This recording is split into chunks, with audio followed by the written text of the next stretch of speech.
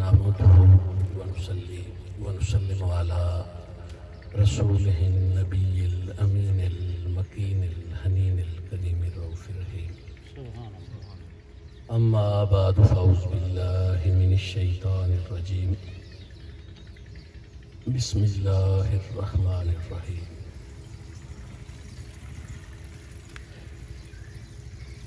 إن الذين يكتمون ما أنزلنا من البينات والهدى من بعد ما بيناه للناس في الكتاب أولئك يلعنهم الله ويلعنهم اللائنون.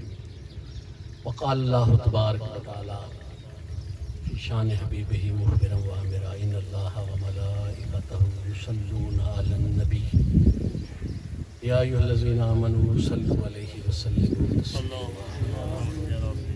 الصلاة والسلام عليك يا سيدي يا رسول الله وعلى آلك وأصحابك يا راحة قلوب العاشقين. الصلاة والسلام عليك يا سيدي يا رسول الله وعلى آلك وأصحابك يا أنيس الغریبین.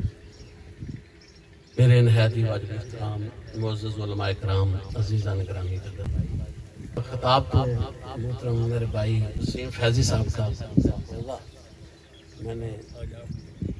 میں تھوڑا سا نا ابتدا میں چونکہ حکم ہے ترتیب یہ ہے تو اللہ رسول کا پیغام پہنچانا ہے تو تھوڑی دیر کے لیے میں کیونکہ علامہ صاحب تشریف لے آئے، میں نے چاہا کہ میں تھوڑا سا ایک خاص مسئلے کی طرف آپ کو متوجہ کر دوں، چونکہ یہ ایک بنیادی ہماری ذمہ داری ہے کہ حضور علیہ السلام کا دین صحیح لوگوں تک پہنچایا جائے.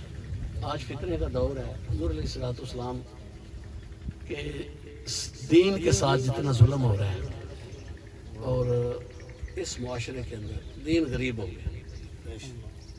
تاجدار کائنات صلی اللہ علیہ وسلم نے یہ بات متوجہ فرمایا تھا امت کو کہ صحابہ کو کہا تھا کہ میرا دین غریب ہو جائے گا. صحابہ کرام نے پوچھا تھا یا رسول اللہ کیا اس وقت مسلمان کم ہوں گے؟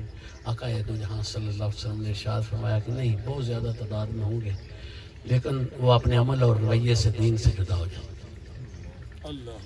تو پھر دین غریب ہو جائے گا. عربی میں غریب اجنبی کو کہتے ہیں. اور پھر آقا نے فرمایا تھا تو بالغرباء ہے، اور ان اجنبیوں کو جو میرے دین کی صحیح فکر کو تھام کے رکھیں گے ان کو مبارکباد. بہت سارے پہلو ہوتے ہیں. میں نے آج آپ کے سامنے بالکل سورہ بقرہ کی آیت نمبر 159 پڑھنے کا شرف حاصل کیا، اور اس کے ساتھ میں چونکہ جو قبر کے اندر بنیادی سوال ہے نا، من ربک، آپ کا رب کون ہے؟ دوسرا سوال ہے ما دینک، آپ کا دین کون سا ہے؟ ما کنت تقول فی حق ھذا الرجل محمد صلی اللہ علیہ وسلم. یہ تین سوال. آخری سوال پہ بھی میں نے اس علاقے پر مختلف جگہوں پہ بڑی گفتگو کی ہے، پہلے پہ بھی ہوتی رہتی ہے، لیکن جو دین ہے نا اس پہ آج تھوڑی سی گفتگو. اچھا، اس کی یہ سورہ ہجر ہے، اس کی آیت نمبر 90، 91 اور 92. جو دین ہے نا، دین حق، اس کو انٹریو سینس بالکل اس کے صحیح تناظر کے اندر بیان کرنا یہ بہت ضروری ہے. قرآن مجید نے ایک مقام پر اور فرمایا وَتَقَطَّعُوا أَمْرَهُمْ بَيْنَهُمْ زُبُرًا. ہر شخص نے، گروہ نے کیا کیا ہے کہ جو میرا امر ہے نا اس کو بھی ٹکڑے ٹکڑے کر لیا ہے. ہر گروپ نے میرے امر، یعنی امر تو رب کا تھا اور امر برابر اہمیت رکھتا ہے. اگر نماز پڑھنے کا حکم رب کا ہے، ٹھیک ہے، تو حقوق العباد پورے کرنے کا حکم بھی رب کا ہے. اگر روزے رکھنے کا حکم رب کی طرف سے آیا ہے تو دین حق کے احیاء اور اس کی اقامت کا حکم بھی تو اسی رب کی طرف سے. تو جو بندہ اس اللہ اور اللہ کے رسول کی ترجیحات اور ان کے ترتیب کے مطابق دین کو قبول نہیں کرتا تو پھر وہ دین نہیں رہتا. اپنی منشا اور مرضی کے مطابق دین کو استعمال کیا جاتا ہے. یہاں اللہ تبارک و تعالیٰ نے فرمایا کما انزلنا علی المقتسمین الذین جعلوا القرآن الدین فَوَرَبِّكَ لَنَسْأَلَنَّهُمْ أَجْمَعِينَ، یعنی 3 آیات چھوٹی سی ہیں، یہ اللہ تبارک تعالیٰ نے بیان کیا۔ رب نے نام رکھ دیا کچھ لوگوں کا تقسیم کرنے والے۔ اگر رب کو اتنا غصہ ہے کہ ان کا نام ہی تقسیم کرنے والے رکھ دیا، امت کو تقسیم کرے۔ اچھا ایک بات بڑی غور، اللہ تبارک تعالیٰ کی عادت مبارکہ ہے، جس بندے کے اندر جو وصف زیادہ پایا جاتا ہے اللہ اس کے نام کے ساتھ وہ نام رکھتا ہے۔ مثلا جو زیادہ روزے رکھنے والے ہیں ان کو اللہ صائمین کہتا ہے، تو تقوی کے اندر ایک خاص ملکہ رکھتے ہیں، رب ان کو متقین کہتا ہے، اور جو احسان کرنے والے ہیں رب ان کو محسنین کہتا ہے۔ وہ سحری سے پہلے اٹھ کر اللہ کے حضور توبہ کرتے ہیں، مستغفرین بالاسحار کہتے ہیں، تو اس کی عادت مبارکہ ہے۔ جو اس کے حضور ایسے بالکل ساکت کھڑے ہوتے ہیں، ادبن کھڑے رہتے ہیں، قیام کرتے ہیں، ان کو قانتین کہتا ہے۔ کہنے کا مقصد یہ ہے کہ وہ جس کے اندر جو کام ہے رب اس کا نام وہ رکھتا ہے۔ سبحان اللہ۔ اور وہ لوگ جو دین کو تقسیم کرتے ہیں اور امت کو تقسیم کرتے ہیں، رب نے ان کا نام تقسیم کرنے والا رکھ دیا۔ کیا نام رکھ دیا؟ تقسیم کرنے والے۔ اور رب نے فرمایا کہ کما انزلنا علی المقتسمین، رب نے فرمایا جیسے یہود و نصارہ کے اندر اور پہلی امتوں کے اندر جتنے تقسیم کرنے والے تھے ان پر رب کا عذاب اترا ہے، رحمت نہیں اتری، رب کی ناراضگی اتری ہے، ان کے لیے عبرت اتاری ہے، ان کو کوئی فائدہ اور نفع نہیں ہوا۔ اسی طرح جو لوگ دین کو تقسیم کرنے والے ہیں ان پر بھی عذاب ہی آئے۔ سبحان اللہ۔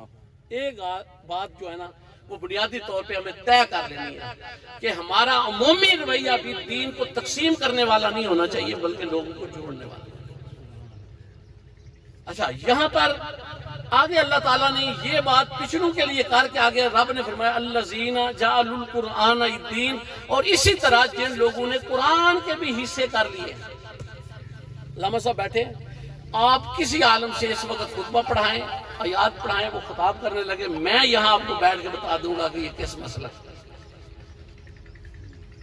ایتیں اپنی اپنی، قرآن کے حصے اپنے اپنے، حدیث اپنی اپنی،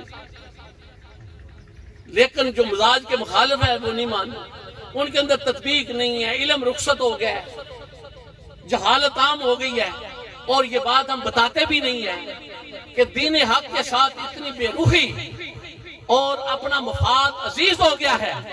دوستان محترم، یہاں آپ دیکھیں قرآن مجید نے صرف یہود و نصارہ اور پہلی امتوں کی بات نہیں کی، فرمایا بالکل اسی طرح وہ بھی عذاب کے مستحق ہیں جو قرآن کو بھی ٹکڑے ٹکڑے کر کے مانے گے۔ آگے رب نے فرمایا فوا ربی کا، محبوب مجھے آپ کے رب کی قسم۔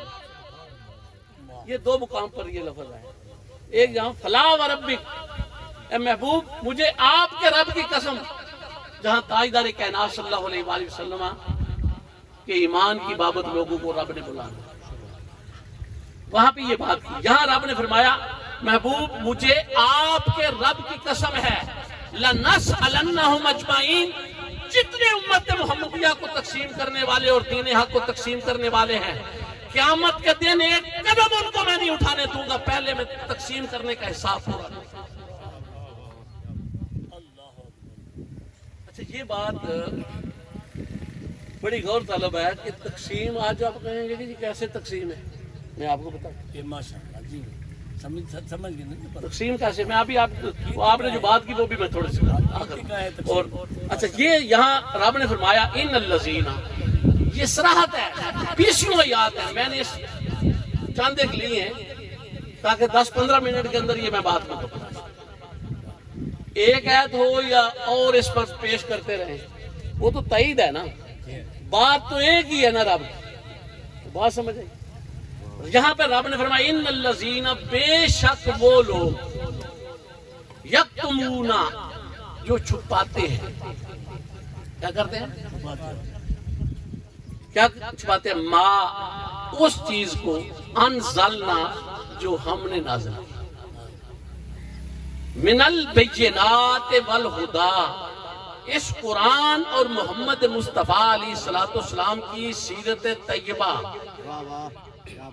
کی صورت میں ہم نے جو بھی نازل کیا ہے، ہاں وہ قرآن کی صورت میں ہو یا میرے مصطفیٰ کی سنت کی صورت میں ہو، جو کچھ ہم نے نازل کیا ہے من بعد ما بیناہ للناس، بعد اس کے کہ ہم نے ان تمام مسلمات کو لوگوں کے لیے کھول کھول کر بیان کر دیا۔ رب نے فرمایا جب ہم نے دین کے مثال کے طور پر 20 پہلو ہیں تو 20 کے 20 پہلو ان کی ترجیحات کے ساتھ، ان کی تمام تر اہمیت کے ساتھ اور شرح و بسط کے ساتھ ہم نے قرآن میں بھی بیان کیے اور محمد مصطفیٰ نے اس کی سنت بھی دے دی، اور وہ بینات بن گئی، وہ مسلمات بن گئی، وہ دین کے مکمل گوشے بن گئے۔ جو مصطفیٰ نے کیا وہ دین بنتا چلا گیا، اور مصطفیٰ کی 23 سالہ سیرت طیبہ، وہ جو کچھ آقا نے کیا وہ دین بن گیا۔ کیا وہ کیا بن گیا؟ اس کے کسی ایک پہلو کو بھی رب نے فرمایا چھپانے کی اجازت نہیں۔ آج آپ دیکھ لیں جماعت جی میں تبلیغ کر باقی کام میں نے نہیں کرنا، وہ کہتے جی میں ویلفیئر کا کرتا ہوں، باقی چیزوں کو میں نہیں مانتا، میں تو صرف ویلفیئر کرتا ہوں۔ لوگوں کو جان بچانے کا بڑا اجر ہے بھئی، ایمان بچانے کا اجر کوئی نہیں، صرف جان بچانا ہے۔ ایمان وہ جسے مرضی جائے، جی میں سیکولر ہوں، ویسے جی جب خدمت کی بات آئے گی اگر ویلفیئر کرتا ہے تو وہ حدیثیں کوٹ کرے گا، قرآن کوٹ کرے گا۔ جب ایمان بچانے کی بات ہے اگر کوئی ایمان بچانے میں لگا وہ کہتا ہے جی خدمت کرنے کی شاید میری ذمہ نہیں۔ اس طرح ٹکڑے کر رہی ہے۔ ایک کہتا ہے جی میں تو دعوت کرتا ہوں، تبلیغ کرتا ہوں، میرے ذمہ تو دین کے جو سیاسی معاملات ہیں وہ کرنے ہیں میرے ذمہ ہی، ہم تو اس سے پاک ہے، مبرہ ہے۔ اچھا بھئی آپ مبرہ ہیں، دین تو نہیں مبرہ کر رہا۔ اچھا اب کیا رب کہہ رہا ہے اس میں سے کوئی ایک چھپائے، 2 چھپائے، 3 چھپائے، 4 چھپائے، 5 چھپائے، دین کے مکمل پہلو آپ جو بھی ماننے کتنے ہیں ان میں سے کوئی ایک چھپائے، 2 چھپائے، 3 چھپائے، 4 چھپائے، نہ مانے، رب نے فرمایا یلعنہم اللہ ویلعنہم اللائنون، رب نے فرمایا اللہ کی ان پر لعنت ہے۔ یہ مت سمجھے کہ اتنے کام کر رہے ہیں تو رب کی ان پر رحمت اتر رہی ہے، اللہ کی بھی ان پر لعنت ہے اور لعنت بھیجنے والوں بھی ان پر لعنت بھیجے۔ اچھا مجھے بتائیں، یہ قبلہ علامہ فیضی صاحب ہیں، یہ 20 کے 20 پہلو مانتے ہو تو میں ایک بھی نہ مانتا ہوں، ساری زندگی میرا اور اس کا اتحاد ہی نہیں ہو سکتا۔ جو میرے سے جو ہے مختلف، وہ یہ نہیں میں نہیں دیکھنا بھی میرے سے مختلف کس بات میں ہے، وہ صحیح ہے یا میں نہیں، یہ میں نے نہیں دیکھنا، یہ کسی نے بھی نہیں دیکھنا۔ اس کو بھی بندے مل جانے ہیں، مجھے بھی بندے مل جانے ہیں، اس کا بھی کاروبار چل پڑا، میرا بھی چل پڑا، تو دین کا کیا بنا؟ اچھا اسی طرح آپ تقسیم کرتے کرتے کرتے کرتے جماعتی لیول پر، انفرادی لیول پر، انڈیویجول لیول پر، کولیکٹیولی ہم نے دین کو مکمل تقسیم کر دیا ہے۔ اس کا یہ مشرب ہے، اس کا یہ مشرب ہے۔ اب دین کے مسلمات چھوڑ دیے ہیں، بات مسلمات کی ہو رہی ہے۔ کسی دین کے مسلمہ پہلو کو کوئی بندہ اس کا انکار کرے کافر ہو جاتا ہے، اس لیے رب نے اچھا رب نے یہ بات کر کے فرمایا، آگے رب نے گنجائش دی ہے، رب نے فرمایا مولا تو پھر تو بربادی ہو گئی، رب نے فرمایا نہیں الا الذین، واہ واہ کیا بات، مگر وہ لوگ پھر بچ جائیں گے اس لعنت سے۔ کون؟ تابو، رب نے فرمایا جو اس عمل سے توبہ کرتے، چھوڑے دین کو تقسیم کریں، جو دین میں نے بیان کیا اس کو دین مانے، خواہ بات ان کو سمجھ آتی ہے یا نہیں آتی، لیکن دین کے کسی پہلو کو چھوڑنے کی ان کو اختیار ہی نہیں ہے، وہ دین مانے جو دین میں نے اتارا ہے۔ اگر میرے پر ایمان رکھتے ہیں اور میرے مصطفیٰ پر ایمان رکھتے ہیں تو پھر مسجد نبوی میں مصطفیٰ کھڑے ہیں پھر بھی ان کی اتباع کرنی ہے، اور اگر غزوہ بدر میں مصطفیٰ کھڑے ہیں پھر بھی ان کی اتباع کرنی ہے، اور اگر حجۃ الوداع پہ مصطفیٰ کھڑے ہیں پھر بھی اتباع کرنی ہے، اور اقامت دین کرتے ہوئے اگر مصطفیٰ کو مشکلات کا صلی اللہ علیہ وسلم کو سامنا ہے تب بھی مصطفیٰ کی اتباع ہو۔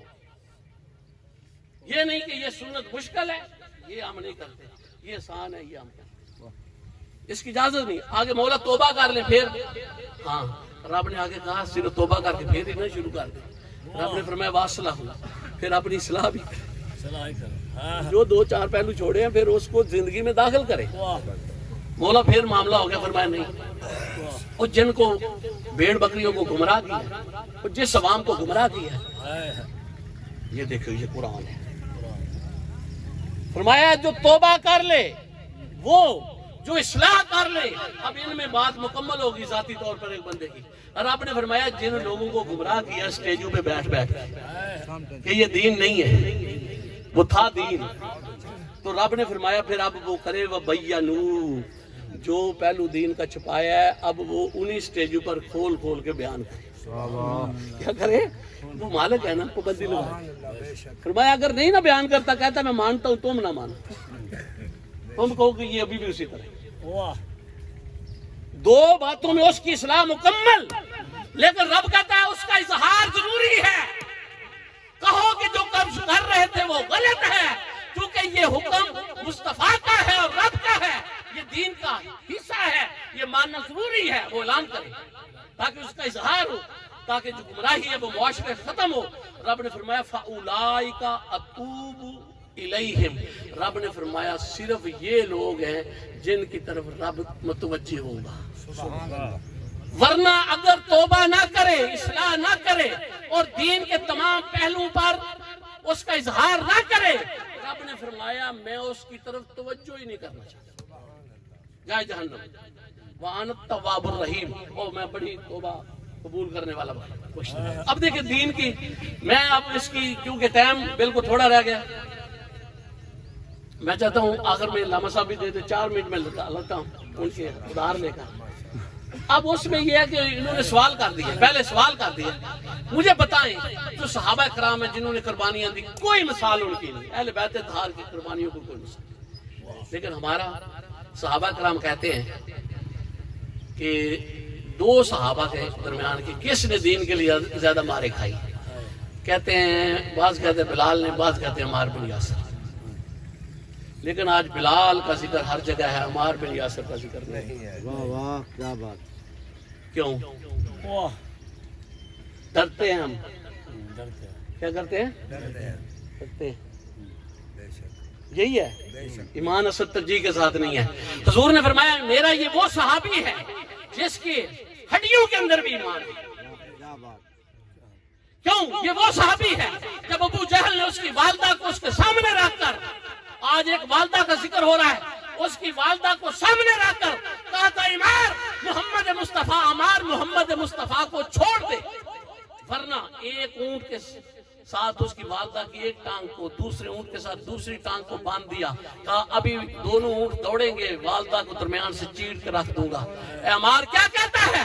ادھر والدہ نے لگائی عمار محمد کو نہ چھوڑ، واہ واہ کیا بات! اور ادھر عمار نے بھی کہا کہ اس طرح کی 100 مائیں ہوں تو قربان کر دوں گا، لیکن مصطفیٰ کا ساتھ نہیں۔ یہ پہلی شہیدہ اسلام کی جو ہے وہ عورت ہے، وہ عمار بن یاسر کی والدہ کو اس کی آنکھوں کے سامنے شہید کر دیا گیا، پھر اس کے والد کو شہید کر دیا گیا، پھر آقا نے یہ کہا تھا کہ تجھے ایک باغی کو روکا تھا۔ اور وجہ یہ ہے ہم مسلطوں کا شکار ہو گئے، لیکن ان کی شہادت بھی بیان نہیں کرتے۔ بھائی وہ 11 نمبر پہ ایمان لائے، حضور کے جلیل القدر صحابہ ہیں، حضور بڑا ان سے پیار کرتے تھے۔ وہ بھائی اگر عرس منانے ہیں تو ان کے مناؤ، بلال حبشی کے مناؤ، عمار بن یاسر کے مناؤ، حضرت ابوبکر صدیق کے مناؤ، سیدنا فاروق اعظم کے مناؤ، تاجدار کائنات صلی اللہ علیہ وسلم کے وہ السابقون الاولون من المہاجرون والانصار ہیں۔ اگر عرس منانے ہیں تو ترتیب کے ساتھ ان کے شروع کر لو، چلتے چلتے پیچھے بھی چلے جانا، منع نہیں، لیکن ترتیب قائم رکھو۔ ایک طرف دین کے مسلمات کو نہ چھوڑو، دوسری طرف جو رب کے دین کی اسلوب اور ترتیب ہے اس کو ذبح نہ کرو، تو امت تقسیم نہیں ہوگی، امت تقسیم نہیں ہوگی۔ بس یہی میرا پیغام ہے کہ اس پہ بہت ساری باتیں، یہ سٹیج نہیں ہے کہنے کی، اور ہم کہتے بھی نہیں، ہم ادب والے ہیں، ہم تو کہتے ہیں کہ ہر جگہ ادب ہونا چاہیے، لیکن کسی کو راضی کرنے کے لیے رب کے دین کی ترجیحات ہی چھوڑ دیں، ہیں جی، جو رب نے ہمیں دین دیا ہے اس کی ترجیح ختم ہو جائے۔ اب جو سب سے بڑا اجر ہے وہ اجر ہے ظلم، کرپشن، لوٹ مار کو رد کرنا۔ اسلام کا نظریہ یہ کہتا ہے کہ اگر تم بڑے نمازی ہو، پرہیزگار ہو، یہ آخری جملہ دے کے جا رہا ہوں، تہجد گزار ہو، نوافل پڑھتے ہو، روزے رکھتے ہو، لیکن اگر دین حق کی کام نہیں کرتے، اس کی اقامت کی جدوجہد نہیں کرتے، پیغمبرانہ کار نہیں کرتے، کوئی گناہ بھی آپ کا نہ ہو، پھر بھی آپ عذاب کو مستحق ہیں۔ اگر محمد مصطفیٰ کے کام کو چھوڑتے، آقا دو جہاں صلی اللہ علیہ وآلہ وسلم جو دین لے کر آئے ہیں، حضور نے اس دین کی اقامت کی اور ہماری ڈیوٹی لگائی کہ تم نے اس دین کی اقامت کرنی ہے۔ اس لیے دوستان محترم، اس جو حضور کا دین ہے اس پہ آ جائیں، تاکہ جو ہی قبر میں جائے نا، جب فرشتہ پوچھے ما دینک، رٹے سے تو جواب نہیں آنا کہ آپ سویر سے شام تک دینی علیہ السلام دینی علیہ السلام کریں اور یہاں چور اور کرپٹ لوگوں کا ساتھ دیتے رہیں، مافیاز کا۔ تو یہاں دین نے ایک بات کلیئر کر دی ہے، تم جتنے بھی نیکوکار ہو، اگر ظالم کا ساتھ دیا تو تم بھی فتمسکم النار، تم بھی جہنم میں جاؤ۔ وما علیہ الا البلاغ المبین۔ صدق اللہ مولانا العظیم۔